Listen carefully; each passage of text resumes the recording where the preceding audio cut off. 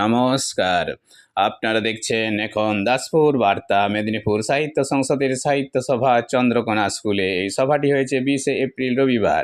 এদিন চন্দ্রকোনা ঠাকুরবাড়ি অতসী স্মৃতি উচ্চ বিদ্যালয়ের উদ্যোগে ও আয়োজনে ছিল মেদিনীপুর সাহিত্য সংসদ।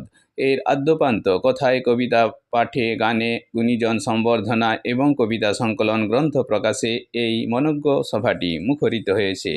এই সভায় সাহিত্য অনুরাগীদের সাথে আরও সামিল হয়েছিলেন সাহিত্যপ্রেমী বানেশ্বর চক্রবর্তী, দেবপ্রসাদ পাঠক ব্যানার্জি, ডাক্তার সুদর্শন রায়, প্রফুল্ল পাল, ডাক্তার গৌতম প্রতিহার, ডাক্তার সুখেন্দু বিকাশ মাইতি, গুরুপদ মুখোপাধ্যায় প্রমুখ সুধীজন।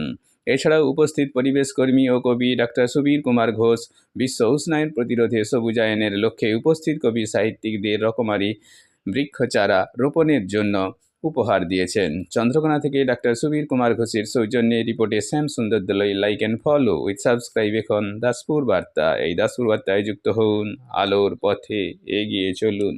চলমান মানে জীবনগত যে সত্তা, যে অসংখ্য, এটাকে উনি তুলে ধরেছেন। তারপরে কি বলছেন?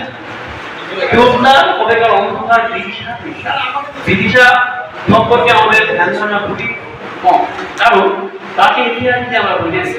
দেখবো সেখানে বিদেশের একটা রাজ্য ছিল, কিন্তু সেই বিদিশা কোথায়, কেমন তার জনজীবন।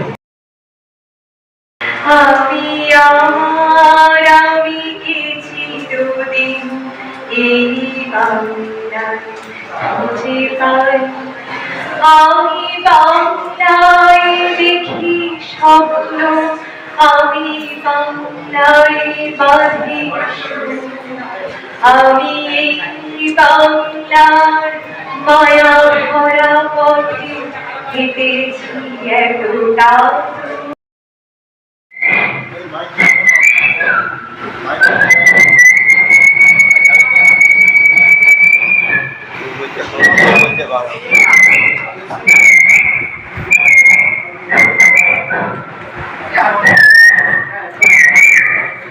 এই যে পাখির কলরব এখনো আমরা ভোরের দিকে বিভিন্ন জায়গায় গেলে শুনতে পাই, তা আগামী দিনে যদি এইভাবে বিকশিতন হয়, এইভাবে যদি আমরা প্রকৃতিকে ধ্বংসের পথে এগিয়ে নিয়ে যাই বিভিন্ন ভাবে।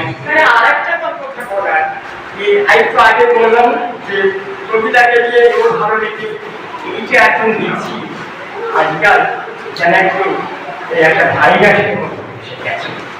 ও আমার কবিতা লিখে না, কবিতা লিখে ওকে ডাকা যাবে না, ওকে ডাকলে আমি যাব না, এই যে একটা দ্বন্দ্ব, যারা কবি মন হবে তাদের মনটা কেমন হবে?